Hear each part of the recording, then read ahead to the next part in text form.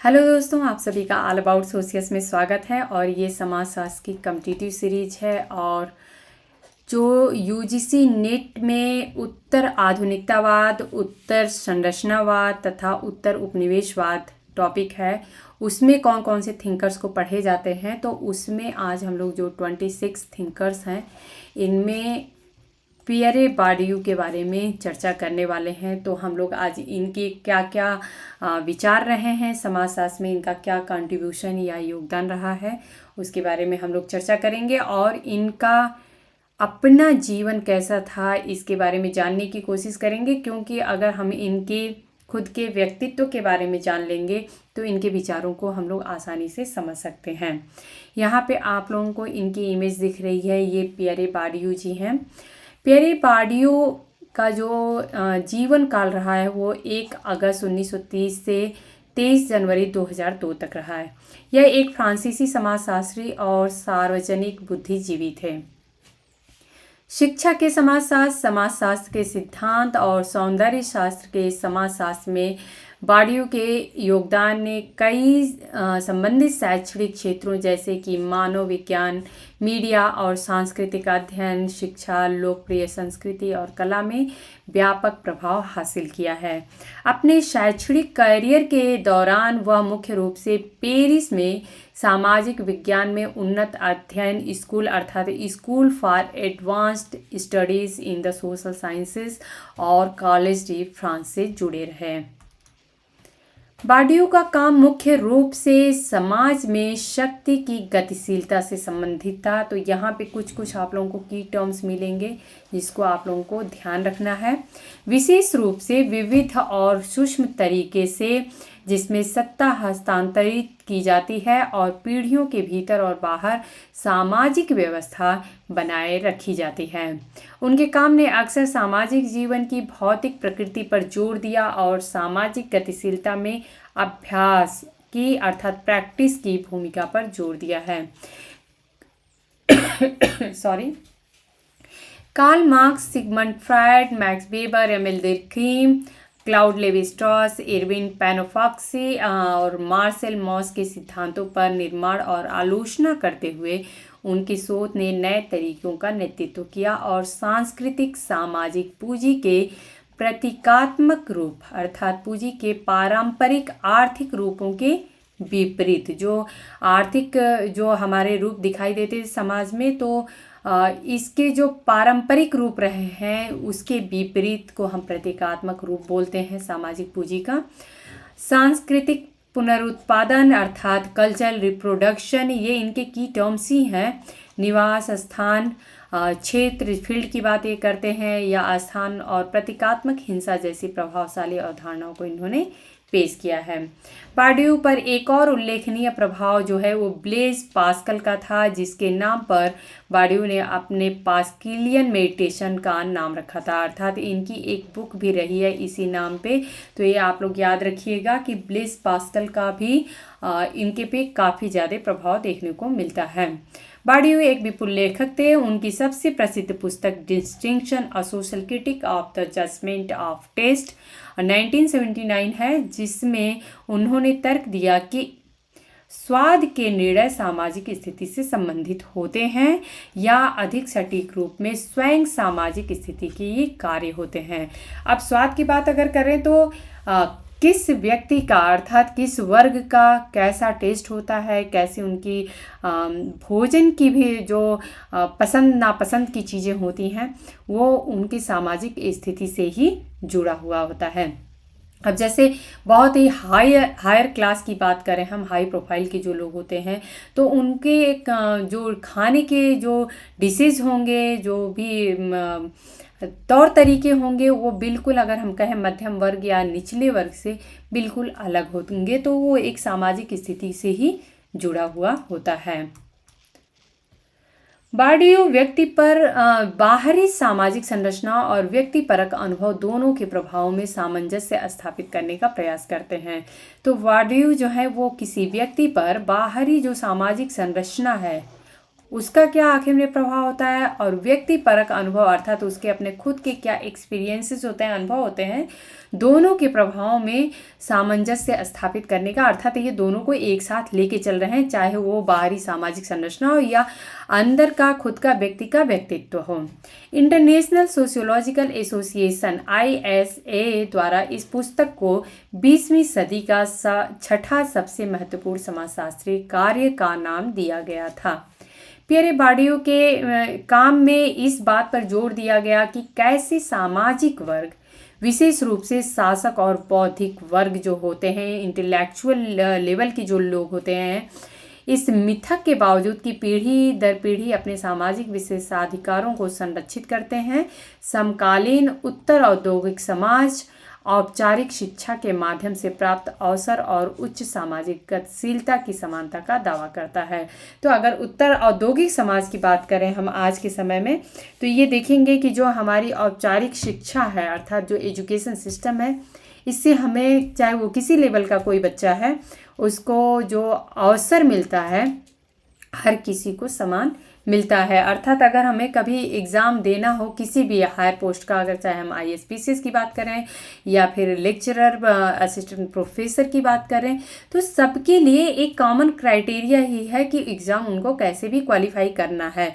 तो इस तरीके से जो अवसर होते हैं वो हमारे आज के समय में अगर देखें तो उच्च सामाजिक गतिशीलता को दिखाते हैं। अगर इनके जीवन और कैरियर की बात करें तो पेरिस में लीसी लुइस ले ग्रैंड में जाने से पहले बार्डियू की शिक्षा पौ में लीसी लुइस बार्थो में हुई थी। वहाँ से उन्होंने पेरिस में इकोले नॉर्मले सुपीरियर ENS में प्रवेश प्राप्त किया, जहाँ उन्होंने लुइस अल्थ्यूजर का नाम आप लोग सुने हैं, लुई अल्थ्यूजर के साथ दर्शन शास्त्र का इन्होंने अध्ययन किया था। तो ये कह सकते हैं कि लुई अल्थ्यूजर के सहपाठी भी थे, साथ में ही इन लोगों ने अपना अध्ययन भी किया था। अपना एग्रीगेशन प्राप्त करने के बाद बार्डियू ने 1955 में फ्रांसीसी सेना में भर्ती होने से पहले 1 साल तक मोलिन्स में लीसी शिक्षक के रूप में कार्य किया था। इन्होंने, उनके जीवनी लेखक लिखते हैं कि उन्होंने अपने कई साथी की तरह रिजर्व ऑफिसर कॉलेज में प्रवेश नहीं लेने का फैसला किया, क्योंकि वह अपनी सामान्य सामाजिक पृष्ठभूमि के लोगों के साथ रहना चाहते थे, अर्थात जिस परिवेश में वो रहे थे उन्हीं को वो समझना चाहते थे, उन्हीं में अपना जीवन बिताना चाहते थे, उन्हीं में रहना चाहते थे। फ्रांस से आज़ादी की लड़ाई के दौरान अक्टूबर 1955 में अल्जीरिया में तैनात बार्डियू ने लिपिकीय कार्य में स्थानांतरित होने से पहले सैन्य प्रतिष्ठानों की रक्षा करने वाली एक इकाई में काम किया था। अपने साल भर की सैन्य सेवा के बाद बार्डियू अल्जीयर्स में एक व्याख्याता के रूप में रहे। तो यहाँ पे अगर कुछ ऐसा हो सकता है, क्वेश्चन में पूछ दिया जाए कि ये ऐसे कौन से विचारक हैं जिन्होंने अल्जीरिया में अध्ययन किया था, तो वो पियरे बार्डियू हैं। 1958 से 1962 तक की बात यदि करें में अल्जीरियाई युद्ध के दौरान बार्डियू ने बेरबस के कबाइल लोगों के अध्ययन के माध्यम से संघर्ष में नी वंश विज्ञान अनुसंधान किया, जिससे उनकी मानव शास्त्रीय प्रतिष्ठा के लिए आधार तैयार हुआ था। परिणाम स्वरूप अगर देखें तो उनकी पहली पुस्तक सोशियोलॉजी डेल अल्जीरी अर्थात द सोशियोलॉजी ऑफ अल्जीरिया थी। ये पियरे बार्डियू की पहली पुस्तक, अगर हम निवंश विज्ञान से या ये बोलें कि मानव शास्त्री के रूप में अगर देखें तो ये इनकी पहली बुक थी, द सोशियोलॉजी ऑफ अल्जीरिया, जो फ्रांस में तत्काल सफल हुई और 1962 में अमेरिका में प्रकाशित हुई थी। बार्डियू ने नियमित रूप से सैद्धांतिक विचारों को अनुभवजन्य अनुसंधान के साथ जोड़ने की कोशिश की और उनके काम को संस्कृति के समाजशास्त्र के रूप में देखा जा सकता है, अर्थात सोशियोलॉजी ऑफ कल्चर, या जैसा कि उन्होंने इसे वर्णित किया है, अभ्यास का सिद्धांत, या ये बोल सकते हैं थ्योरी ऑफ प्रैक्टिस। ये इनके की टर्म्स हैं जो कि आप लोगों को याद रखना है, इसीलिए मैंने यहाँ पे डबल इन्वर्टेड कॉमा में इसे मेंशन किया है। समाजशास्त्र में उनका योगदान साक्ष्यात्मक और सैद्धांतिक दोनों था, यानी दोनों प्रणालियों के माध्यम से गणना की गई थी। उनके प्रमुख शब्द आदतन, हैबिटस की बात करते हैं, ये पूंजी, कैपिटल की बात करते हैं, फील्ड की बात करते हैं, क्षेत्र होंगे। उन्होंने पूंजी के विचार को सामाजिक पूंजी, सांस्कृतिक पूंजी, वित्तीय पूंजी और प्रतीकात्मक पूंजी, ये 4 प्रकार की पूंजी की बात ये करते हैं, आप लोग ध्यान रखिएगा, जैसी श्रेणियों तक विस्तारित किया। बॉर्डियू के लिए प्रत्येक व्यक्ति एक बहुआयामी सामाजिक स्थान में एक स्थान रखता है। एक व्यक्ति को केवल सामाजिक वर्ग सदस्यता से ही परिभाषित नहीं किया जाता है, बल्कि हर प्रकार की पूंजी से परिभाषित किया जाता है जिसे वह सामाजिक संबंधों के माध्यम से व्यक्त कर सकता है। उस पूंजी में सामाजिक नेटवर्क का मूल्य शामिल है, जिसे बॉर्डियू ने दिखाया है कि इसका उपयोग असमानता पैदा करने या पुनः पेश करने के लिए किया जाता है या किया जा सकता है। 1960 में बॉर्डियू लिली विश्वविद्यालय में एक शिक्षण पद प्राप्त करने से पहले पेरिस विश्वविद्यालय में लौट आए, जहां वे 1964 तक रहे थे।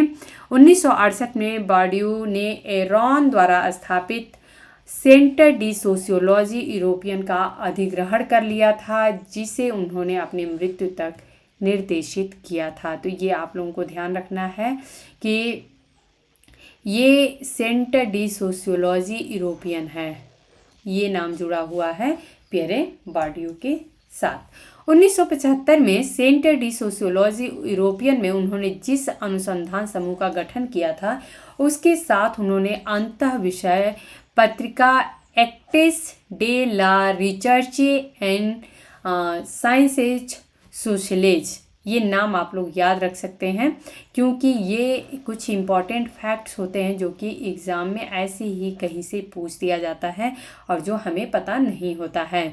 ये पत्रिका इन्होंने लॉन्च की थी, जिसके साथ उन्होंने समाजशास्त्र की वैज्ञानिक कठोरता को बढ़ावा देते हुए समाजशास्त्रीय उत्पादन की स्वीकृत सिद्धांतों को बदलने की मांग की थी। 1933 में उन्हें Medaille d'or du Centre National de la Recherche Scientifique अर्थात CNRS से सम्मानित किया गया। 1996 में उन्हें कैलिफोर्निया विश्वविद्यालय बर्कले से गॉफमैन पुरस्कार और 2001 में रॉयल एंथ्रोपोलॉजिकल इंस्टीट्यूट का हक्सले मेडल प्राप्त हुआ। बॉर्डियू का 71 वर्ष की आयु में कैंसर से मृत्यु हो गई। यहाँ पे एक घटना और इनसे जुड़ी हुई है कि बॉर्डियू के बारे में 2001 की एक डॉक्यूमेंट्री फिल्म बनाई गई थी, la sociologie est un sport de combat, अर्थात इसे इंग्लिश में जो है हम अगर देखें तो sociology is a combat sports, France में एक आश्चर्यजनक हिट थी, एक डॉक्यूमेंट्री मूवी थी या फिल्म थी। तो ये आप लोग ध्यान रखिएगा कि अगर एग्जाम में पूछ दिया जाए कि sociology is a combat sports जो नाम है वो किस विचारक से जुड़ा हुआ है, तो ये पियरे बॉर्डियू से जुड़ा हुआ है। ये इन्हीं पे बनाई गई एक डॉक्यूमेंट्री फिल्म है।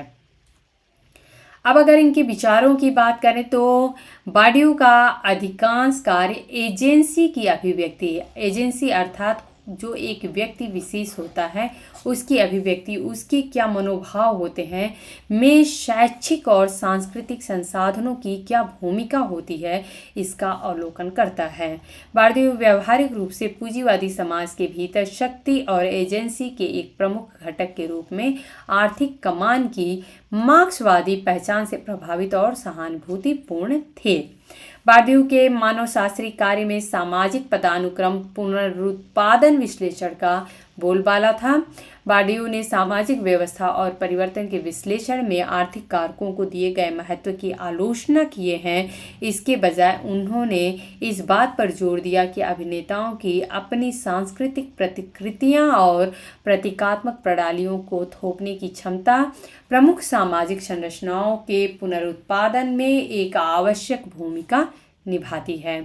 प्रतीकात्मक हिंसा यह सुनिश्चित करने की स्वहित क्षमता है कि सामाजिक व्यवस्था की मनमानी को या तो नज़रअंदाज कर दिया जाए या प्रकृति के रूप में तर्क दिया जाए, जिससे मौजूदा सामाजिक संरचनाओं की वैधता जो है कि किस प्रकार से सामाजिक संरचनाएं काम करती हैं, इनकी वैधता को उचित ठहराया जा सके।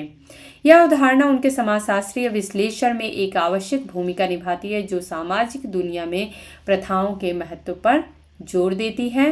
बार्डियो बौद्धिकवादी परंपरा के विरोधी थे। यहाँ पे आप लोग ध्यान दीजिएगा, यही छोटी छोटी लाइनें जो होती हैं वो हमें नहीं पता होती हैं और फिर हम कंफ्यूज हो जाते हैं। तो ये बौद्धिकवादी जो परंपरा होती है उसके विरोधी थे और उन्होंने इस बात पर जोर दिया कि सामाजिक वर्चस्व और सांस्कृतिक पुनरुत्पादन अर्थात कल्चर रिप्रोडक्शन मुख्य रूप से समाज में शारीरिक जानकारी और सक्षम प्रथाओं पर केंद्रित थे। बार्डियो ने तर्कसंगत विकल्प सिद्धांत का जमकर विरोध किया क्योंकि उनका मानना था कि यह इस बात की गलतफहमी थी कि सामाजिक एजेंट काम कैसे करते हैं, आखिर में जो सामाजिक एजेंट हैं वो आपस में काम कैसे करते हैं। इनका एक बहुत ही इम्पॉर्टेंट कॉन्सेप्ट है थ्योरी ऑफ हैबिटस का। ये क्या है इसको हम लोग समझेंगे। बार्डियो ने हैबिटस की अवधारणा के आसपास कार्रवाई का एक सिद्धांत विकसित किया जिसने सामाजिक विज्ञान में काफ़ी प्रभाव डाला है। यह सिद्धांत यह दिखाना चाहता है कि सामाजिक एजेंट ऐसी रणनीतियाँ विकसित करते हैं जो उन सामाजिक दुनिया की संरचनाओं के अनुकूल होती है जिनमें वे रहते हैं। अर्थात कोई भी सामाजिक एजेंट की बात हो रही है, किसी व्यक्ति की बात हो रही है, वे ऐसी रणनीतियाँ खुद विकसित करते हैं कि वो जिस सामाजिक दुनिया की संरचना में रहते हैं उसी के अनुकूल ही वे अपनी रणनीतियाँ बनाते हैं। ये रणनीतियाँ अचेतन और शारीरिक तर्क के स्तर पर कार्य करती है। बार्डियो के परिप्रेक्ष्य में आधुनिक जीवन का प्रत्येक अपेक्षाकृत स्वायत्त क्षेत्र जैसे कि अर्थव्यवस्था, राजनीति, कला, पत्रकारिता, नौकरशाही, विज्ञान या शिक्षा अंततः सामाजिक संबंधों का एक विशिष्ट परिसर उत्पन्न करता है जहाँ एजेंट अपने रोजमर्रा के अभ्यास में संलग्न होंगे। इस अभ्यास के माध्यम से वे सामाजिक कार्रवाई के लिए एक निश्चित स्वभाव विकसित करते हैं कि हमें इसी प्रकार का हमारा नेचर होना चाहिए जो क्षेत्र में उनकी स्थिति से निर्धारित होता है। तो जिसकी जैसी इस समाज में या उस क्षेत्र में उनकी स्थिति होती है उसी के अनुसार वो अपने स्वभाव भी विकसित कर लेते हैं। अब अगर यहीं पे अगर हम अलग अलग क्लास की बात करें तो हायर क्लास के जो बात करने का तरीका होगा या उनके लोगों के नज़र में जो इमेज होगी वो बाकी लोगों से बिल्कुल अलग होगी। यह स्वभाव सामाजिक दुनिया के भीतर काम करने वाले अन्य क्षेत्रों के साथ अपने जुड़ाव के माध्यम से विकसित होने वाले हर दूसरे स्वभाव के साथ मिलकर अंततः स्वभाव की एक प्रणाली का गठन करेंगे, यानी आदत, धारणा, विचार और कार्यवाही की स्थायी अर्थ और अर्जित योजनाएं आदि। सॉरी। तो अगर हम बात करें, सबका बहुत सिंपल तरीके से सोचते हैं, सबका नेचर अलग अलग होता है और इसलिए एक व्यक्ति का जो नेचर होता है वो दूसरे के साथ थोड़ा एडजस्टमेंट करता है और दूसरे से मिलके इस प्रकार से एक कहें तो एक सिस्टम का गठन करते हैं, एक प्रणाली का गठन करते हैं। और ये जो प्रणाली का गठन होता है वो किस पे आधारित होता है, तो वो उनके स्वभाव पे, उनकी आदतों पे आधारित होता है। अब जैसे कि अगर कोई व्यक्ति होता है, मान लेते हैं बहुत मजाकिया होता है और दूसरा कोई व्यक्ति है वो बहुत ही सीरियस रहने वाला होता है, उसे मजाक नहीं पसंद होता है। अगर दोनों मिल के बातचीत करते हैं, दोनों अच्छे दोस्त हैं, तो जो सीरियस व्यक्ति होता है वो ये समझ जाता है कि ये जो बात करेगा इसका बात करने का तरीका यही है, ये इसी तरह से मजाक में ही बात करेगा।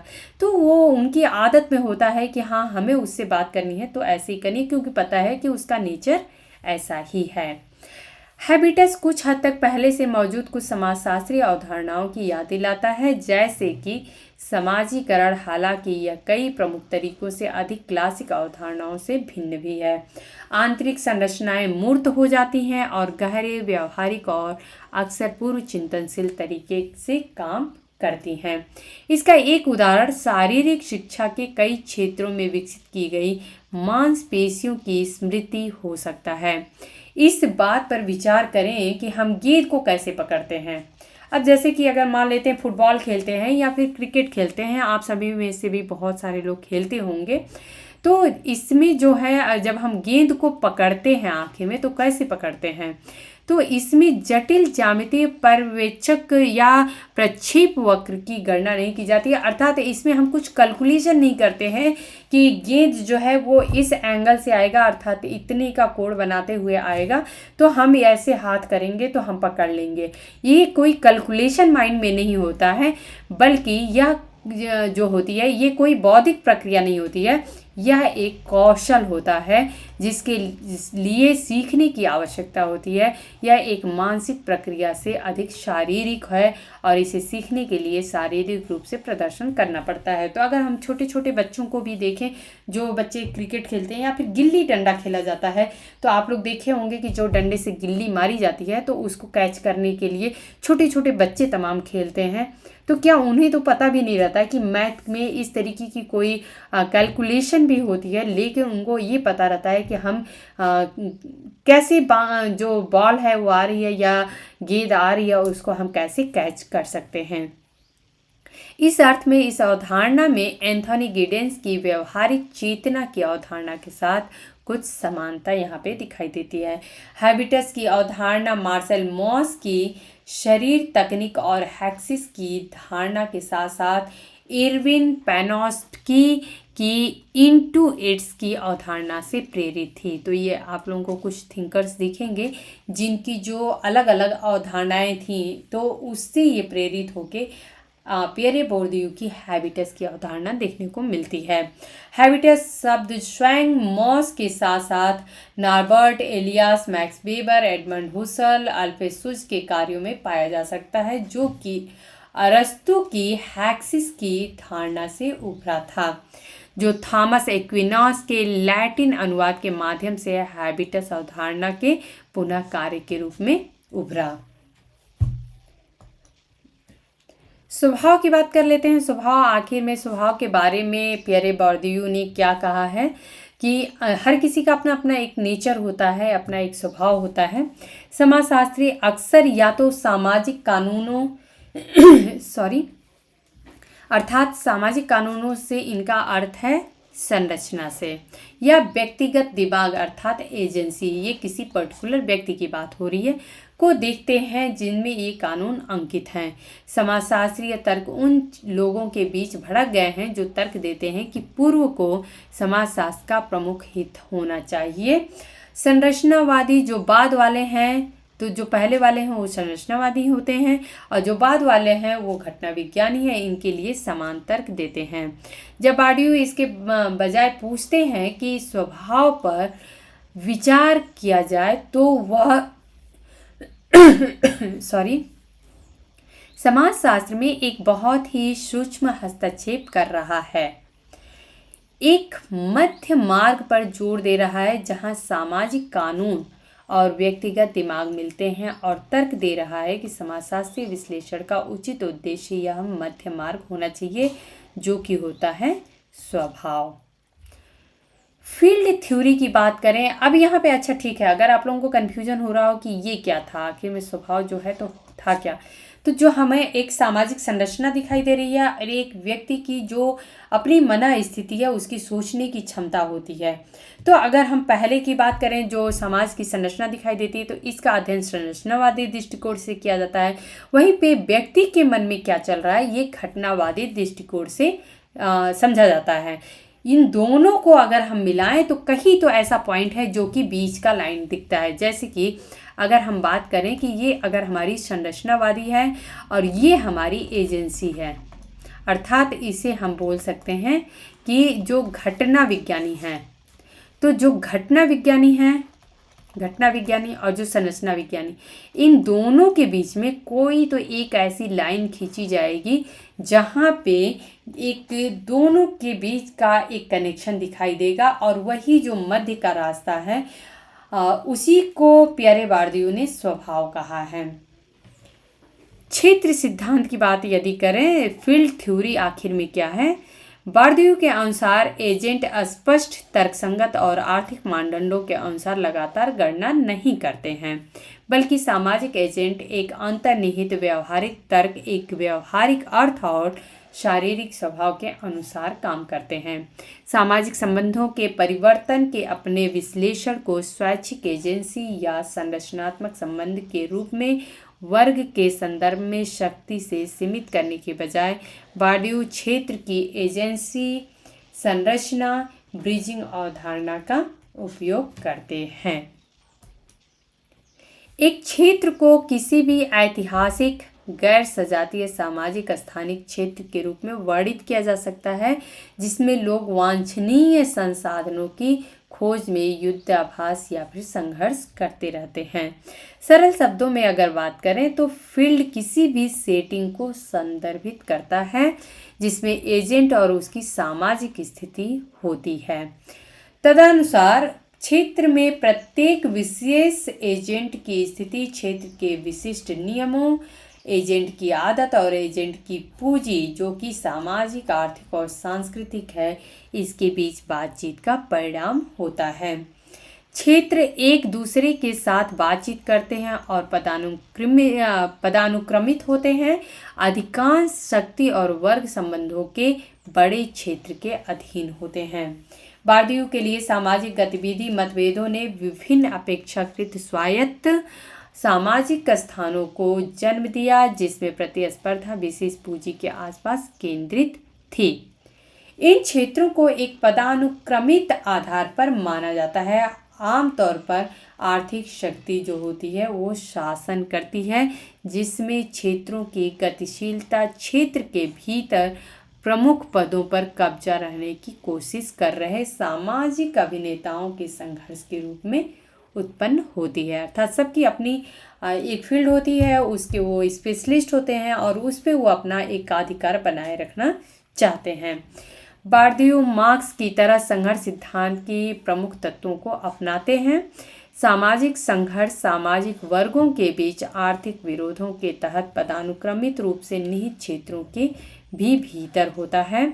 प्रत्येक सामाजिक क्षेत्र में होने वाले संघर्ष में उन क्षेत्रों से उत्पन्न होने वाली विशिष्ट विशेषताएं होती हैं और उनमें कई सामाजिक रिश्ते शामिल होते हैं जो कि आर्थिक नहीं होते हैं।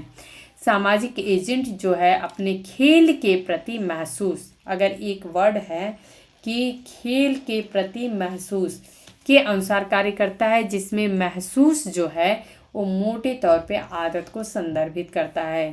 तो जो अगर हम महसूस करने की बात करें तो ये हमारी आदत में होता है और खेल जो होता है वो मैदान को या फिर फील्ड को संदर्भित करता है।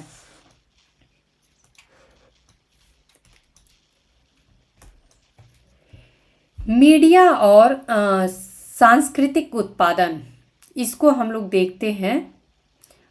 एक मिनट, ये थोड़ा सा कट गया है, मैं इसको करेक्ट कर लेती हूँ। हाँ, अभी सही है।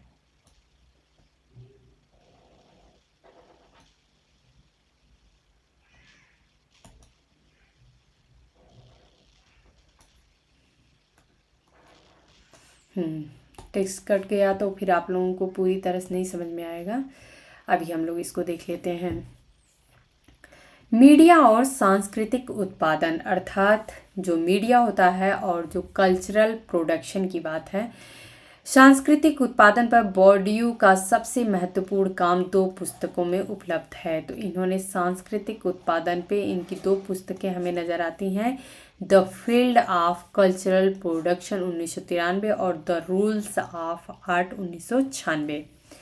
बार्डियू ने आदतन अर्थात हैबिटस, पूंजी, कैपिटल, फील्ड, क्षेत्र की अपनी विशिष्ट सैद्धांतिक शब्दावली का उपयोग करके सांस्कृतिक उत्पादन के अपने सिद्धांत का निर्माण किया है। डेविड हेस्मंडहल लिखते हैं कि सांस्कृतिक उत्पादन से बार्डियू शास्त्रीय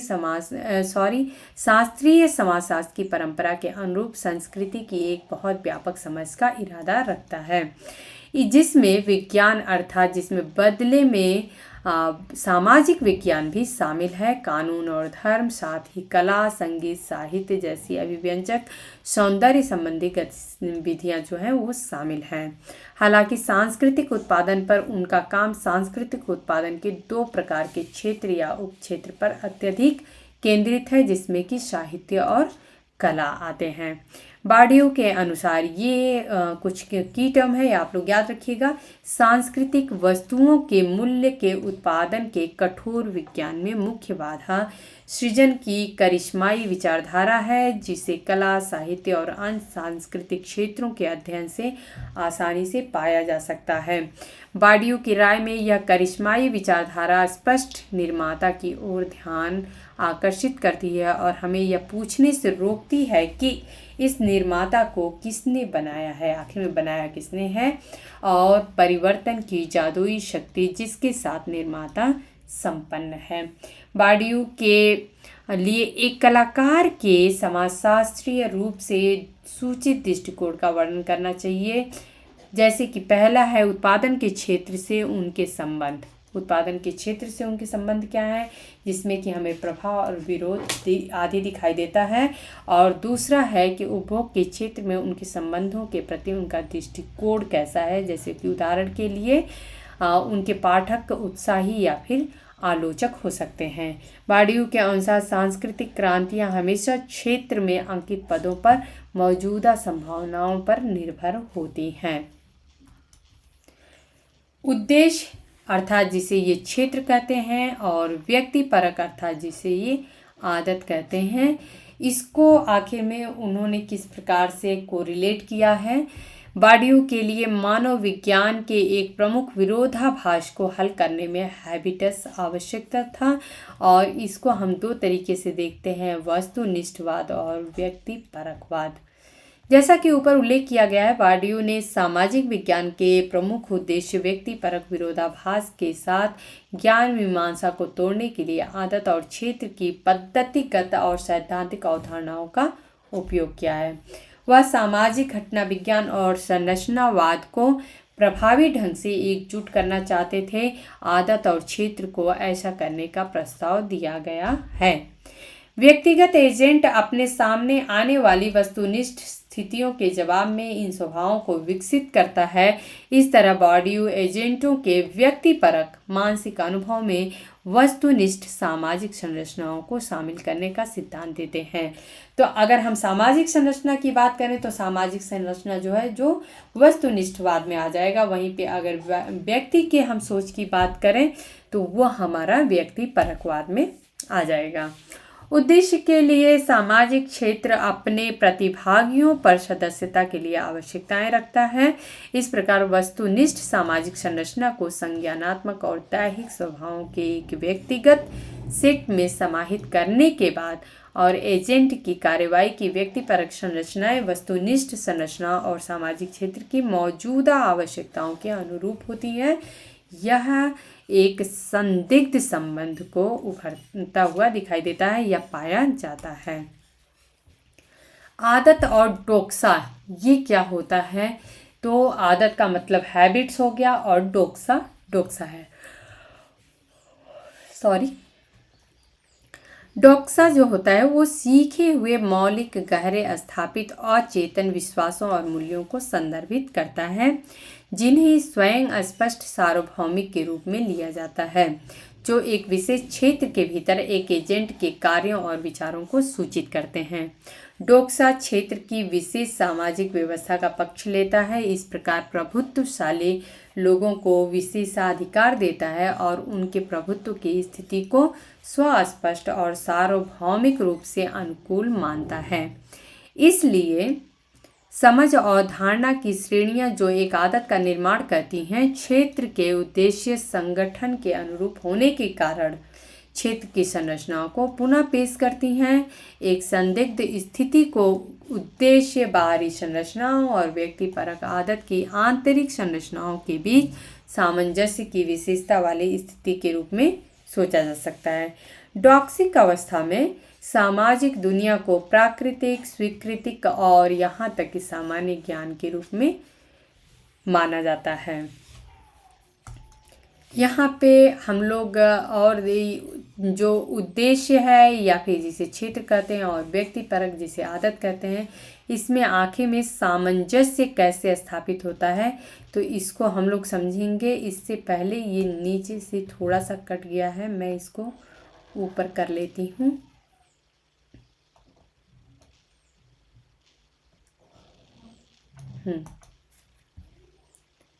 ओके।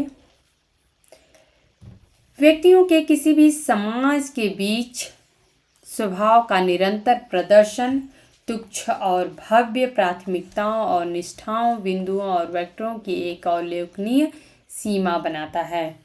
तो जो व्यक्ति होते हैं वो किसी भी समाज में अलग अलग तरीके की उनकी कैटेगरी होती है, उसी तरीके से वो सोचते हैं। 1 मिनट,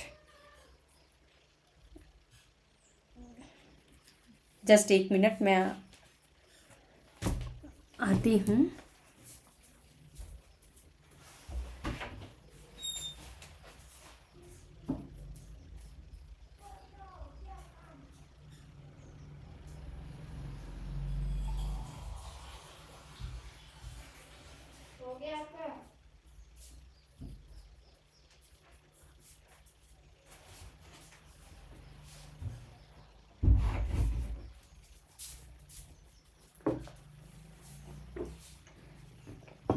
सॉरी फॉर डिस्टर्बेंस। इस स्थानिक रूपक का समाजशास्त्रियों द्वारा विश्लेषण किया जा सकता है और इसे आरेखीय रूप में साकार किया जा सकता है।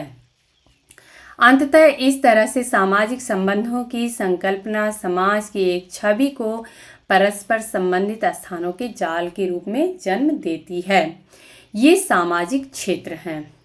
बाडियों के लिए आवास और क्षेत्र केवल एक दूसरे के साथ संबंध में ही मौजूद हो सकते हैं। जो आवास होते हैं अर्थात कहाँ पे रहते हैं, जो क्षेत्र होते हैं, ये केवल एक दूसरे के साथ संबंध में ही मौजूद हो सकते हैं। यद्यपि एक क्षेत्र का गठन इसमें भाग लेने वाले विभिन्न सामाजिक एजेंटों और इस प्रकार के उनके अभ्यस्त द्वारा किया जाता है। एक अभ्यस्त जो होता है वास्तव में क्षेत्र की वस्तुनिष्ठ संरचनाओं को एजेंट की कार्रवाई और विचार की व्यक्तिपरक संरचनाओं में स्थानांतरित करने का प्रतिनिधित्व करता है। आदत और क्षेत्र के बीच संबंध जो होता है वो दोहरा होता है। इसके साथ साथ क्षेत्र में भाग लेने से एजेंट अपनी आदत में उचित जानकारी शामिल कर लेते हैं और उन्हें क्षेत्र का गठन करने की अनुमति देगा। तो अगर हम कोई भी व्यक्ति जिस एरिया में रहता है तो वहाँ पे लोग किस तरीके से रहते हैं, उनकी क्या आदतें होती हैं, तो वो भी अपनी आदतों में उसको शामिल कर लेता है, जिससे कि जो वो क्षेत्र होता है उस क्षेत्र के गठन करने में अनुमति देता है, क्योंकि वो उनकी आदत में आ चुका होता है। आदत को अगर हम सिंपली देखें तो एक जो सामाजिकरण के द्वारा हम क्या सीखते हैं, जस्ट लाइक ऐसा ही कुछ पियरे बाडियों ने आदत को कहा है या हैबिटस को कहा है। आदत क्षेत्र की संरचनाओं को प्रकट करती है और क्षेत्र आदत और अभ्यास के बीच मध्यस्थता करता है। तो जो क्षेत्र होता है वो आदत और जो प्रैक्टिस होता है अर्थात हैबिट और प्रैक्टिस के बीच में मध्यस्थता का काम क्षेत्र करता है। अगर हम यहाँ पे हैबिट की बात करें और इधर में प्रैक्टिस की बात करें तो हम ये देखेंगे कि इन दोनों को जोड़ने का काम जो है वो हमारा फील्ड करता है या क्षेत्र करता है। बार्दियो व्यक्तिपरक और उद्देश्य के बीच विभाजन को दूर करने के लिए आदत और क्षेत्र की अवधारणाओं का उपयोग करने का प्रयास करते हैं। बार्दियो का दावा है कि कोई भी शोध 2 मिनटों से बना होना चाहिए, जिसमें पहला मिनट शोध का उद्देश्यपूर्ण चरण है, जहां कोई व्यक्ति सामाजिक स्थान और क्षेत्र की संरचनाओं के संबंधों को देखता है। तो यहाँ पे आप लोग देख सकते हैं कि पहली जो कंडीशन है वो ये है कि कोई व्यक्ति जो है वो सामाजिक स्थान और क्षेत्र जो है उनकी संरचनाओं को क्या एक दूसरे से वो किस प्रकार से संबंधित हैं उनको देखता है, जबकि दूसरे मिनट में सामाजिक एजेंटों के कार्य करने के स्वभाव और क्षेत्र में रहने के परिणाम स्वरूप उनकी धारणा और समझ की श्रेणियों की व्यक्तिपरक विश्लेषण होना चाहिए। तो अगर कोई भी जो सामाजिक एजेंट है अगर वो किसी क्षेत्र विशेष में रहता है तो उसका नेचर आखिर में वो ऐसा क्यों बना है, या उस जो एरिया में सभी लोग रहते हैं तो उनका नेचर कैसा है, इसको भी हमें अनुभव से समझने की ज़रूरत होती है।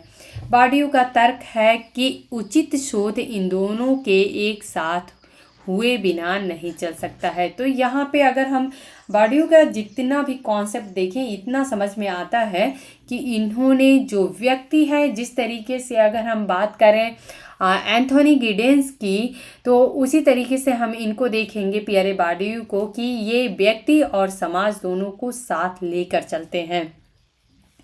विज्ञान और वस्तुनिष्ठता पे इनका क्या विचार है? बाडियू ने तर्क दिया है कि पारलौकिक केवल तभी वस्तुनिष्ठता है जब कुछ आवश्यक ऐतिहासिक शर्तें पूरी होती हैं। वैज्ञानिक क्षेत्र बिल्कुल वही क्षेत्र है जिसमें वस्तुनिष्ठता अर्जित की जा सकती है। हम सभी को पता है कि जो वैज्ञानिक क्षेत्र होता है वो वस्तुनिष्ठ होता है। बाडियू का आदर्श वैज्ञानिक क्षेत्र वह है जो अपने प्रतिभागियों को निष्पक्षता में रुचि या निवेश प्रदान करता है। इसके अलावा यह आदर्श वैज्ञानिक क्षेत्र वह है जिसमें क्षेत्र की स्वायत्तता की डिग्री आगे बढ़ती है और इसी प्रक्रिया में इसका प्रवेश शुल्क तेजी से सख्त हो जाता है। वैज्ञानिक क्षेत्र में सिद्धांत और डेटा की कठोर अंतर्विषयक जांच शामिल है। अगर हम वैज्ञानिक अगर सिद्धांतों की बात करें या किसी भी समाज का या किसी भी तथ्य का अगर हम साइंटिफिकली अगर अध्ययन करने की बात करें, वैज्ञानिक रूप से अध्ययन करने की बात करें, तो हम देखेंगे कि इसमें सिद्धांत और जो डेटा होता है उसकी हमें काफ़ी ज़्यादा एक ये बोले कि बिल्कुल निष्पक्ष हो के हमें लेना रहता है, जो भी आंकड़े लेने होते हैं। तो इससे भी क्षेत्र के भीतर के लोगों के लिए, जैसे कि उदाहरण के लिए राजनीतिक प्रभाव लाना मुश्किल हो जाएगा। तो इसमें जो ह्यूमन की अपनी खुद की टेंडेंसी होती है, मानव के अपने विचार होते हैं, उनको इस पे ज़्यादा असर नहीं लाने देते हैं। हालांकि वैज्ञानिक क्षेत्र की स्वायत्तता को हल्के में नहीं लिया जा सकता है। बाडियू के सिद्धांत का एक महत्वपूर्ण हिस्सा यह है कि एक वैज्ञानिक क्षेत्र का ऐतिहासिक विकास जो इस तरह वर्णित होने और वस्तुनिष्ठ कार्य करने के लिए पर्याप्त रूप से स्वायत्त है, एक उपलब्धि है जिसके लिए निरंतर पुनरुत्पादन की आवश्यकता होती है। हासिल कर लेने के बाद इसे सुरक्षित नहीं माना जा सकता। बाडियू इस संभावना से इनकार नहीं करते हैं कि वैज्ञानिक क्षेत्र अपनी स्वायत्तता खो सकता है और इसकी वस्तुनिष्ठ कार्य के निर्माता के रूप में अपनी परिभाषित विशेषता खोकर खराब हो सकता है। तो इस बात से ये इनकार नहीं करते हैं कि ऐसा भी हो सकता है। इस प्रकार पारलौकिक वस्तुनिष्ठता के उत्पादन की संभावना की परिस्थितियां उत्पन्न हो सकती हैं और फिर गायब भी हो सकती हैं। तो ये हम सभी को पता है कि कुछ न्यूज़ थ्योरी आते हैं तो उनको कट करते हुए या उनको क्रॉस करते हुए, उनकी कमियां निकालते हुए अगेन कुछ न्यू थ्योरीज आती ही हैं। रिफ्लेक्सिविटी क्या होता है? आखिर में बाडियू ने रिफ्लेक्सिविटी के बारे में क्या कहा है, इसको हम लोग समझेंगे। बाडियू एक रिफ्लेक्सिव समाजशास्त्र के महत्व पर जोर देते हैं, जिसमें समाजशास्त्रियों को हर समय अपनी स्थिति के प्रभाव, आंतरिक संरचनाओं के अपने सेट और ये कैसे उनकी निष्पक्षता को विकृत या पूर्वाग्रहित करने की संभावना है, इस पर सचेत ध्यान देकर अपना शोध करना चाहिए, ऐसा बाडियू का मानना है। बाडियू के अनुसार समाजशास्त्री को समाजशास्त्र के समाजशास्त्र में संलग्न होना चाहिए ताकि अनजाने में अवलोकन की वस्तु को विषय की विशेषताओं का श्रेय न दिया जा सके। उन्हें अपने शोध को एक नज़र से लगातार अपनी आदतों, लंबे सामाजिक और संस्थागत प्रशिक्षण के माध्यम से सीखे गए स्वभाव पर प्रतिबिंबित करते हुए करना चाहिए। ऐसी निरंतर सतर्कता बनाए रखने से ही समाजशास्त्री अपने काम में अपने पूर्वाग्रहों को शामिल करने के कृत्य में खुद को पहचान सकते हैं। इसलिए वैज्ञानिक ज्ञान मीमांसा में रिफ्लेक्सिविटी एक प्रकार का अतिरिक्त चरण है। वैज्ञानिक के लिए सामान्य चरणों जैसे कि अनुसंधान, परिकल्पना, मिथ्याकरण, प्रयोग, दोहराव, सहकर्मी समीक्षा आदि जो होते हैं, इनसे गुजरना से पर्याप्त नहीं है। इन्होंने कहा सिर्फ इतना ही पर्याप्त नहीं है, बल्कि बाडियू ने यह भी सिफारिश की है कि वैज्ञानिक अपने काम में उनकी सामाजिक स्थिति से उत्पन्न होने वाले जो पूर्वाग्रह होते हैं उनको भी दूर करें। बाडियू यह भी वर्णन करते हैं कि कैसे शैक्षिक दृष्टिकोण अनजाने में बदल देता है कि वैज्ञानिक अपने अध्ययन की वस्तुओं के प्रति कैसे दृष्टिकोण रखते हैं। उनके प्रशिक्षण की व्यवस्थितता और उनके विश्लेषण के तरीके के कारण वे जिन चीज़ों का अध्ययन करते हैं उनकी व्यवस्थितता को बढ़ा चढ़ाकर पेश करते हैं। अर्थात जो जैसा होता है हम सिर्फ वैसा ही नहीं डाटा इकट्ठा करना या सेम वैसा ही नहीं करते हैं, बल्कि हम उसमें अपने तरीके से भी कुछ फेरबदल करते हैं। यह उन्हें स्पष्ट नियमों का पालन करने वाले एजेंटों को देखने के लिए प्रेरित करता है, जहां वास्तव में वे कम निर्धारित रणनीतियों का उपयोग करते हैं। इससे सामाजिक दुनिया के अस्पष्ट तर्क, इसकी व्यावहारिक और इसलिए परिवर्तनशील प्रकृति का सिद्धांत बनाना कठिन हो जाता है, जिसे सिस्टम, संरचना और तर्क जैसे शब्दों द्वारा खराब रूप से वर्णित किया गया है, जो तंत्र, कठोरता और सर्वव्यापीता का संकेत देते हैं। विद्वान बहुत आसानी से खुद को तर्क की चीज़ों का तर्क समझने की भूल कर सकते हैं। यहाँ पे कहा गया है कि बहुत से ऐसे विद्वान जो होते हैं, तो कोई चीज़ें अगर तर्क की चीज़ें हैं तो उन्हें हम चीज़ों का तर्क समझने की भूल कर देते हैं। जैसे कि अगर हम ये मार्क्स का एक वाक्यांश है जिसे बॉर्डियू उद्धृत करना पसंद करते हैं, तो ये जो वाक्यांश है कि हम कभी भी किसी को बहुत आसानी से तर्क की चीज़ों का तर्क समझ लेते हैं, ये कार्ल मार्क्स का एक वाक्यांश है जो कि बॉर्डियू के द्वारा यहाँ पे उद्धृत किया गया है। फिर ऐसी त्रुटियों को खोजने और सुधारने की कुंजी के रूप में रिफ्लेक्सिविटी की सिफारिश की जाती है, जो अन्यथा अनदेखी रह जाती है। गुणों के अति प्रयोग से उत्पन्न गलतियाँ जो उन सत्यों को भी उत्पन्न करती हैं जिनके भीतर त्रुटियाँ अंतर्निहित होती हैं। तो ये बहुत ही कॉमन सा एक कॉन्सेप्ट है। रिफ्लेक्सिविटी का मतलब यही होता है कि हम किस प्रकार से समाज को हम देखते हैं या समाज हमें किस प्रकार से देखता है, तो यही रिफ्लेक्सिविटी होती है। और इस तरीके से पियरे बॉर्डियू ने अपने जो कॉन्सेप्ट हैं वो देने की कोशिश किए हैं। पूंजी की बात पियरे बॉर्डियू ने की है, ये हम सभी को पता है कि इन्होंने कई प्रकार के पूंजी की बात की है। तो पूंजी और वर्ग भेद का सिद्धांत क्या है? बॉर्डियू ने पूंजी की धारणा पेश की जिसे उत्पादक प्रयोग में लाई गई विशेष संपत्तियों के योग के रूप में परिभाषित किया गया है।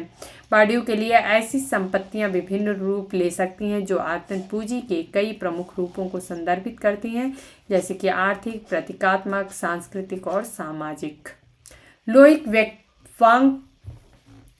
वेक्वांट बॉर्डियू के विचार का आगे वर्णन करेंगे। तो पूंजी 3 प्रमुख प्रकारों में आती है: आर्थिक, सांस्कृतिक और सामाजिक। चौथी प्रजाति जो है इसकी प्रतीकात्मक पूंजी है। पूंजी के किसी भी रूप के प्रभाव को निर्दिष्ट करती है जब लोग उन्हें उस रूप में नहीं समझ पाते हैं, तो इसे हम प्रतीकात्मक पूंजी कहते हैं। बॉर्डियू ने हार्वर्ड यूनिवर्सिटी प्रेस द्वारा प्रकाशित अपने 1979 के काम distinction of social critique of the judgement of taste French में ये लिखा गया था लॉर्ड डिस्टिंक्शन के नाम से, में सौंदर्य स्वाद के आधार पर सामाजिक स्तरीकरण के सिद्धांत पेश किए हैं। तो यहाँ पे आप लोगों को एक और फैक्ट मिल रहा है कि जो इन्होंने सामाजिक स्तरीकरण को समझने का प्रयास किया था वो सौंदर्य स्वाद के आधार पर किया था। अर्थात किसी को किस तरीके की चीज़ें पसंद होती हैं, तो हर अपना जो एक वर्ग होता है वो वर्ग अपने एक अलग तरीके की पसंद की चीज़ें रखता है। अब जैसे अगर हम बहुत ही हाई प्रोफाइल सोसाइटी के लोगों को देखें तो उनके लिए एक फैशन डिज़ाइनर होता है जो उनके ड्रेसेस डिज़ाइन करता है। अगर नॉर्मल पर्सन की बात करें तो अगर मान लेते हैं कि कोई सूट जो है वो 5,000 में मिल सकता है, तो वहीं पे जो हाई प्रोफाइल सोसाइटी के लोग होते हैं वो उसी टाइप की ड्रेसेस को डिज़ाइनर से डिज़ाइन करवाते हैं और वो लगभग आप लोगों को 50-50 लाख रुपए में मिलता है। बॉर्डियू का दावा है कि कोई व्यक्ति अपने सामाजिक स्थान को दुनिया के सामने कैसे पेश करता है, उसका सौंदर्यवादी स्वभाव उसकी स्थिति को दर्शाता है और खुद को निचले समूहों से दूर करता है। विशेष रूप से बॉर्डियू की परिकल्पना है कि बच्चे कम उम्र में ही इन स्वभावों को आत्मसात कर लेते हैं और ऐसे स्वभाव युवाओं को उनके उचित सामाजिक पदों की ओर, उन व्यवहारों की ओर मार्गदर्शन करते हैं जो उनके लिए उपयुक्त हैं, और वह व्यवहारों के प्रति अन्य जो व्यवहार होते हैं या अन्य समाज के लोग होते हैं उनके प्रति क्रीड़ा को बढ़ावा देते हैं। बार्डियू का सिद्धांत है कि वर्ग अंश और युवाओं को सौंदर्य संबंधी प्राथमिकताएं सिखाते हैं। वर्ग अंश सामाजिक, आर्थिक और सांस्कृतिक पूंजी की अलग अलग डिग्री के संयोजन से निर्धारित होते हैं। समाज जो है वो प्रतीकात्मक वस्तुओं को शामिल करता है, विशेष रूप से जिन्हें उत्कृष्टता के गुणों के रूप में माना जाता है। अगर हम रणनीतियों में अगर हम देखें तो जो आदर्श होता है इसको भी हम एक हथियार के रूप में देखते हैं।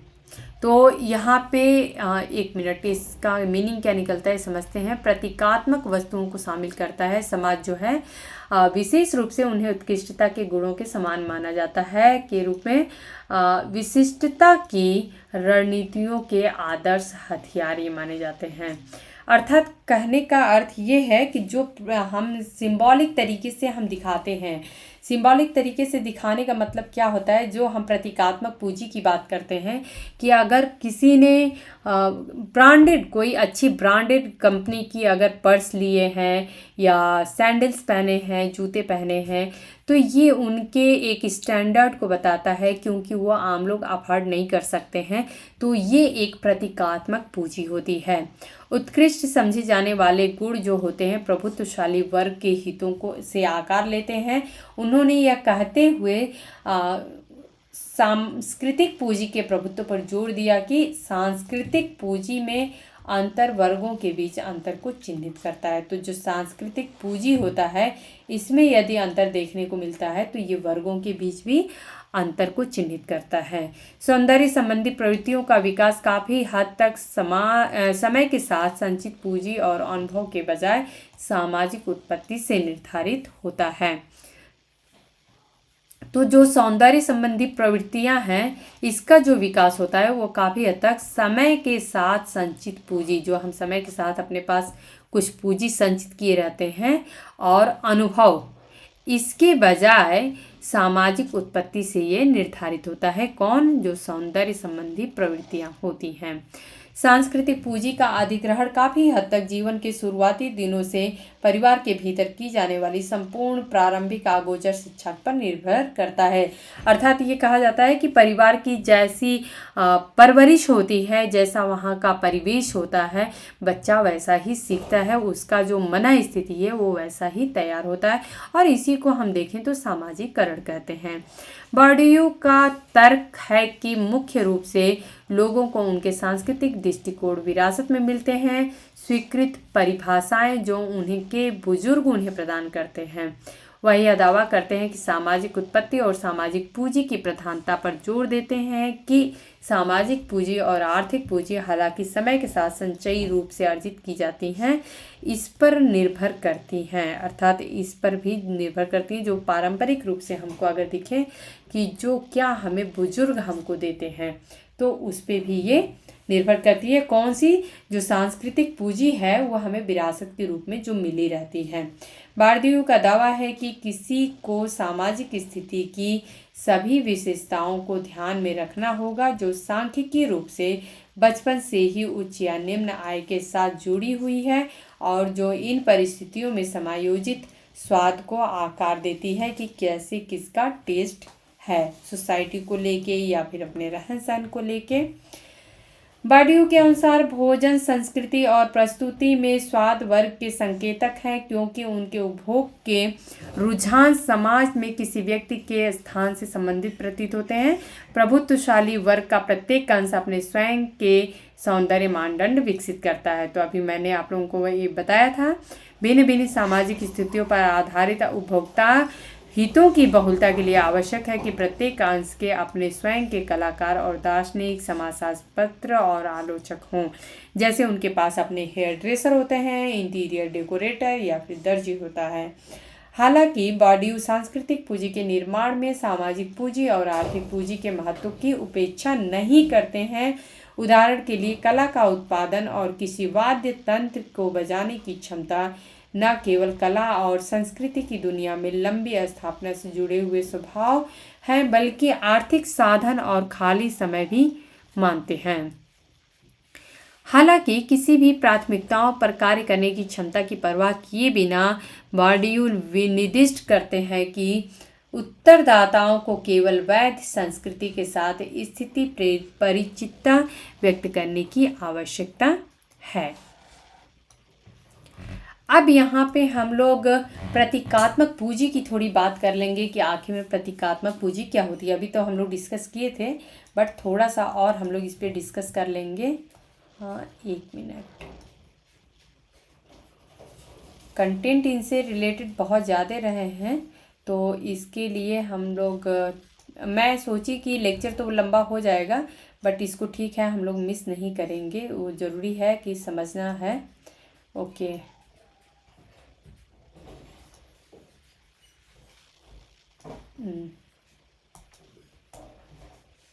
ओके। तो यहाँ पे हम लोग देख लेते हैं कि प्रतीकात्मक पूंजी क्या है। प्रतीकात्मक पूंजी, बॉर्डियू प्रतीकात्मक पूंजी जैसे कि उदाहरण के लिए जो प्रतिष्ठा होती है, सम्मान होता है, ध्यान होता है। जैसे कि मैं बताई आप लोगों को कि समाज में किसको किस तरीके से देखा जाता है कि इनका स्टेटस कैसा है, तो जो उनको समाज में हमें दिखाई नहीं देती है ये चीज़ें। देखिए, हम जब किसी को कितना रिस्पेक्ट दे रहे हैं, उनकी की समाज में कितनी प्रतिष्ठा है, ये उनकी प्रतीकात्मक पूंजी होती है। इसको शक्ति के एक महत्वपूर्ण स्रोत के रूप में देखते हैं। प्रतीकात्मक पूंजी पूंजी का कोई भी प्रजाति है जिसे लोइक क्वांट के शब्दों में ऐसे नहीं माना जाता, लेकिन इसके बजाय इसे सामाजिक रूप से स्थापित वर्गीकरण योजनाओं के माध्यम से माना जाता है। जब प्रतीकात्मक पूंजी का धारक उस शक्ति का उपयोग उस एजेंट के खिलाफ करता है जो कम पूंजी रखता है, तो इस प्रकार अपने कार्यों में बदलाव करना चाहते हैं और वे प्रतीकात्मक हिंसा का प्रयोग करते हैं। ऑर्गेनाइजेशन साइंस में प्रकाशित शोध से पता चलता है कि प्रतीकात्मक पूंजी को 2 आयामों में विभाजित किया जा सकता है, प्रतिष्ठा और सम्मानजनकता, और एसोसिएशन द्वारा स्थानांतरित किया जा सकता है। व्यवस्था और न्याय संगत मानते हैं। 1 मिनट। हाँ, प्रतीकात्मक हिंसा मूल रूप से प्रभुत्व वाले सामाजिक एजेंटों पर विचार और धारणा की श्रेणियों को थोपना है जो सामाजिक व्यवस्था को न्याय संगत मानते हैं। प्रतीकात्मक हिंसा कुछ अर्थों में शारीरिक हिंसा से कहीं अधिक शक्तिशाली है, क्योंकि यह व्यक्तियों की कार्रवाई के तरीकों और संज्ञान की संरचना में अंतर्निहित है और सामाजिक व्यवस्था की वैधता का भूत लगाती है। अपने सैद्धांतिक लेखन में बॉर्डियू सामाजिक और सांस्कृतिक पुनरुत्पादन की प्रक्रियाओं का विश्लेषण करने के लिए अर्थशास्त्र में उपयोग की जाने वाली कुछ शब्दावली का प्रयोग करते हैं कि पूंजी के विभिन्न रूप एक पीढ़ी से दूसरी पीढ़ी में कैसे हस्तांतरित होते हैं। बॉर्डियू के लिए औपचारिक शिक्षा इस प्रक्रिया का प्रमुख उदाहरण प्रस्तुत करती है। बॉर्डियू के अनुसार शैक्षिक सफलता में सांस्कृतिक व्यवहार की एक पूरी श्रृंखला शामिल होती है जो चाल ढाल, पोशाक या उच्चारण जैसी गैर शैक्षणिक विशेषताओं तक फैली हुई है। सुविधा प्राप्त बच्चों ने अपने शिक्षकों की तरह यह व्यवहार सीखा हुआ होता है। वंचित पृष्ठभूमि के बच्चों के पास वो नहीं होता है, इसलिए विशेषाधिकार प्राप्त बच्चे स्पष्ट सहजता से अपने शिक्षकों की अपेक्षाओं के अनुरूप फिट होते हैं, वे विनम्र हैं। वंचितों को चुनौतियों प्रस्तुत करना मुश्किल लगता है, फिर भी दोनों अपना परिवरिश के अनुसार व्यवहार करते हैं। बॉर्डियू इस सहजता या प्राकृतिक क्षमता विशेषता को विशेष या वास्तव में एक महान सामाजिक श्रम का उत्पाद मानते हैं जो मुख्य रूप से माता पिता की ओर से होता है या उनके बच्चों को आचरण करने के साथ साथ विचार के स्वभाव से सुसज्जित करता है और सुनिश्चित करता है कि वे शैक्षिक प्रणाली में सफल होने में सक्षम है या फिर व्यापक सामाजिक प्रणाली में अपने माता पिता को की वर्ग स्थिति को पुनः पेश कर सकते हैं। अर्थात जो उनके माता पिता की सामाजिक प्रणाली में स्थिति रही है वही बच्चे की भी होगी या फिर उससे स्थिति में और सुधार हो सकता है। यहाँ पे एक टर्म और निकल के आता है सांस्कृतिक राजधानी। इसे हिंदी में ट्रांसलेट किया है, लेकिन इसे कहते हैं हम इसे राजधानी नहीं लिखेंगे बल्कि इसे पूंजी लिखेंगे, ये समझ सकते हैं। और इसे हम कहते हैं कल्चरल कैपिटल। चूँकि कैपिटल इंग्लिश में होता है इसलिए गूगल ट्रांसलेशन में लेता है, इसे राजधानी लिख दिया है। तो ये है सांस्कृतिक पूंजी। सांस्कृतिक पूंजी का तात्पर्य परिसंपत्तियों से है। उदाहरण के लिए दक्षताएं, सांस्कृतिक पूंजी की बात हो रही है तो जो दक्षताएं, कौशल, योग्यताएं जो धारकों को सांस्कृतिक अधिकार जुटाने में सक्षम बनाती है और गलत पहचान और प्रतीकात्मक हिंसा का स्रोत भी हो सकती है। उदाहरण के लिए कामकाजी वर्ग के बच्चे अपने मध्यम वर्गीय साथियों की शैक्षिक सफलता को हमेशा वैध मान सकते हैं या देखते हुए कि अक्सर वर्ग आधारित असमानता कड़ी मेहनत या प्राकृतिक क्षमता का परिणाम होती है। इस प्रक्रिया का एक प्रमुख हिस्सा लोगों की प्रतीकात्मक और आर्थिक विरासत जैसे उच्चारण या संपत्ति को सांस्कृतिक पूंजी जैसे विश्वविद्यालय योग्यता में बदलना है। बार्डियू का तर्क है कि सांस्कृतिक पूंजी आर्थिक पूंजी के विरोध में विकसित हुई है और इसके अलावा जिन लोगों के पास अधिकतर सांस्कृतिक पूंजी है और जिनके पास अधिकतर आर्थिक पूंजी है उनके बीच संघर्ष कला और व्यापार के विरोधी सामाजिक क्षेत्रों में अभिव्यक्ति पाते हैं। कला और संबंधित सांस्कृतिक क्षेत्रों को ऐतिहासिक रूप से स्वायत्तता के लिए प्रयास करते देखा गया है कि हमारा वर्चस्व ज़्यादा दिखाई दे, जिससे अलग अलग समय और स्थानों में कमोबेश हासिल किया गया है।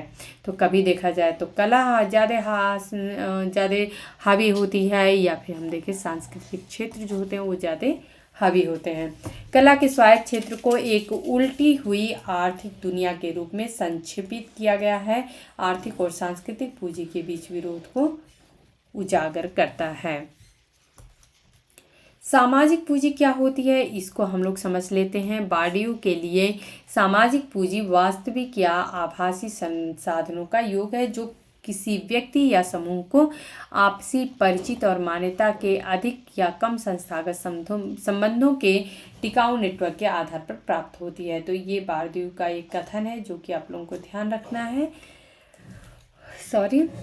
व्यक्तियों को ऐसी पूंजी हासिल करने के लिए उन्हें इसके लिए लगातार काम करना होगा और बार्डियू के अनुसार इसमें समय लगता है। कुछ परिवारों के लिए सांस्कृतिक पूंजी पीढ़ियों की अवधि में जमा होती है क्योंकि वे सांस्कृतिक निवेश रणनीतियों को अपनाते हैं और उन्हें अपने बच्चों को सौंपते हैं। इससे बच्चों को शिक्षा के माध्यम से अपनी दक्षता का एहसास करने का अवसर मिलता है और वे वही मूल्य अपने बच्चों को देते हैं। समय के साथ ऐसे परिवारों में व्यक्तियों को सांस्कृतिक मुद्रा प्राप्त होती है जो उन्हें अन्य समूहों की तुलना में अंतर्निहित लाभ प्रदान करती है। यही कारण है कि विभिन्न सामाजिक वर्गों के बच्चों में शैक्षिक उपलब्धि में इतनी भिन्नता होती है। ऐसी सांस्कृतिक मुद्रा होने से लोगों को समाज में एक निश्चित स्तर पर सम्मान और दर्जा देकर वित्तीय पूंजी में कमी की भरपाई करने में मदद मिलती है। बार्डियू का मानना है कि जब व्यक्ति राजनीति या अन्य माध्यमों से समाज में सत्ता और स्थिति का पीछा करते हैं तो सांस्कृतिक पूंजी एक महत्वपूर्ण भूमिका जो है वो निभा सकती है। बार्डियू के अनुसार आर्थिक पूंजी के साथ साथ सामाजिक और सांस्कृतिक पूंजी उस असमानता में योगदान प्रदान करती है या योगदान देती है जो हम दुनिया में देखते हैं। भाषा के बारे में भी बार्डियू ने कुछ कहा है तो ये हम लोग यहाँ पे समझ लेते हैं एक बार के लिए। 1 मिनट।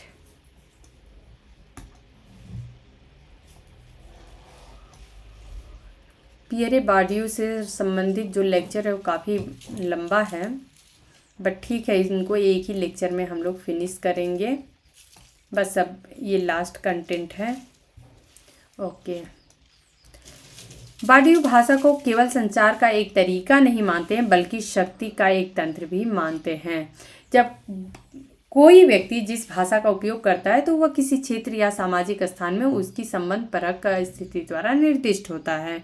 भाषा के विभिन्न उपयोग प्रत्येक प्रतिभागी के संबंध स्थिति को दोहराते हैं। भाषाई अंतःक्रियाएं सामाजिक क्षेत्र में प्रतिभागियों की संबंधित स्थिति और समझ की श्रेणियों की अभिव्यक्तियां हैं और इस प्रकार सामाजिक क्षेत्र की वस्तुनिष्ठ संरचनाओं को पुनः पेश करती हैं। यह निर्धारित करना कि किसे सुनने, बीच में आने, प्रश्न पूछने और व्याख्यान देने का और किस हद तक अधिकार है।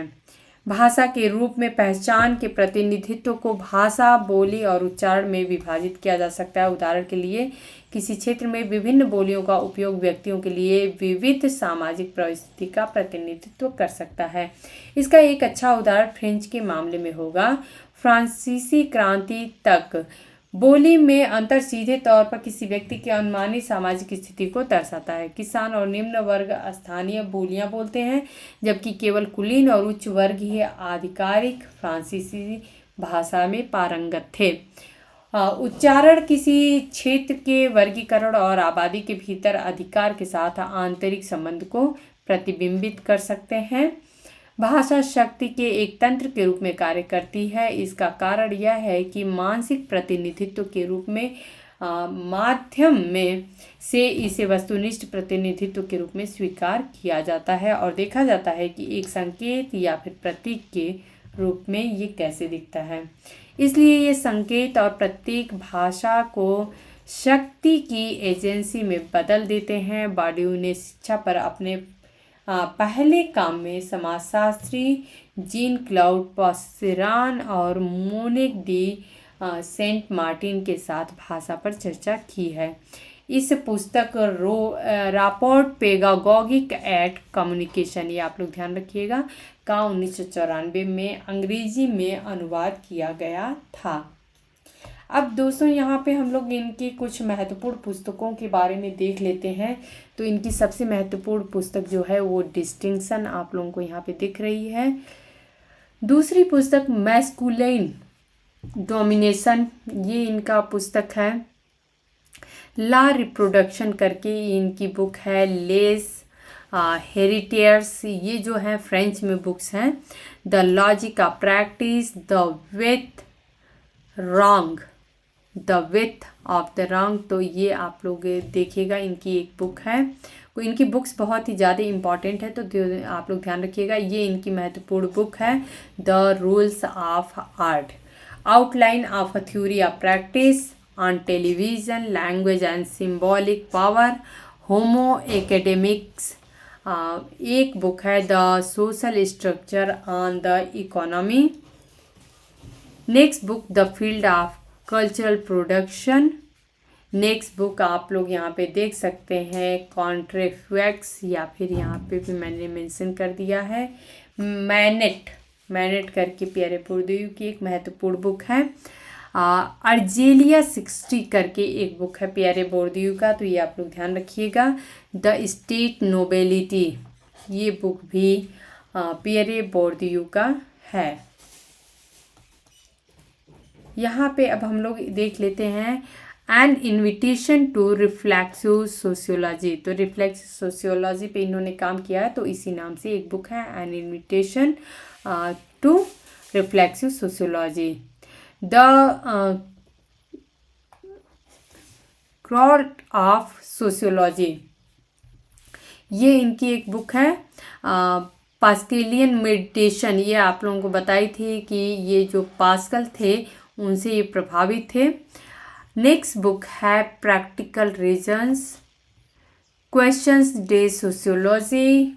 Next book form of capital, अर्थात कैपिटल पे इन्होंने काफ़ी कुछ अध्ययन भी किया है, तो इन्होंने फॉर्म्स ऑफ कैपिटल भी बताया कि कितने प्रकार के होते हैं। Reproduction in education, society and culture, ये एक बुक है। फोटोग्राफी, वेरी इम्पॉर्टेंट बुक जो कि बहुत ही कम देखने को मिलता है। कैपिटल कल्चर की बात ही करते हैं, इस पे भी इन्होंने एक बुक लिखी है habitus and field, very very important book. Act of resistance, ये जो है बुक पियरे बोर्दियू की लिखी हुई है। Science of science and reflexivity, ये बुक पियरे बोर्दियू से संबंधित है। तो उम्मीद है दोस्तों कि आज का लेक्चर जो था वो हालांकि बहुत ज़्यादा लेंदी था, लेकिन बहुत ज़्यादा इन्फॉर्मेटिव भी था। और मुझे भी आप लोग देख सकते हैं कंटिन्यूअस मैंने इतना बोला है तो एनर्जी लगती है। और अगर आप लोगों को अच्छे से समझ में आता है कि मैं क्या बताना चाहती हूँ। अगर वो आप लोग कैच कर पाते हैं तो बहुत अच्छी बात है। और यदि आप लोगों को लेक्चर पसंद आते हैं तो आप लोग लाइक करिएगा, कमेंट करके ज़रूर बताइएगा, अपने दोस्तों में ज़रूर शेयर करिए, क्योंकि ये लेक्चर्स जो हैं वो हम लोग यूं ही बस ऐसे ही कुछ बात नहीं करते हैं, बल्कि ये टॉपिक से ही जुड़े बात होते हैं। तो लेक्चर चाहे जो भी हों, उनमें कुछ ना कुछ इन्फॉर्मेशन ज़रूर होता है। इसलिए आप लोग जो हर एक लेक्चर है वो आप लोग ज़रूर देखा करिए, क्योंकि जहाँ होता है कि हम बहुत सारी चीज़ों पे अलग अलग टाइम देते हैं, वहीं पे अगर हम आधे घंटे 1 घंटे अपने से रिलेटेड जो जो चीज़ें हम पढ़ते हैं, जिससे हमारा पूरा फ्यूचर डिपेंड करता है, अगर उस पे देते हैं तो ये अच्छी बात होती है। तो इसलिए आप लोग हर एक लेक्चर को ज़रूर ध्यान से सुना करिए, क्योंकि उसमें कुछ नहीं तो कुछ तो इन्फॉर्मेशन का ज़रूर मिल जाता है। हर लेक्चर जो है वो इन्फॉर्मेटिव है, आप लोगों को कुछ ना कुछ वहाँ से इन्फॉर्मेशन मिलता ही मिलता है। तो आप लोग अपने दोस्तों में भी ज़रूर शेयर किया करिए, ताकि आप लोगों को एक बड़े पैमाने पे आप सभी में इस तरीके का कंटेंट मिले। धन्यवाद।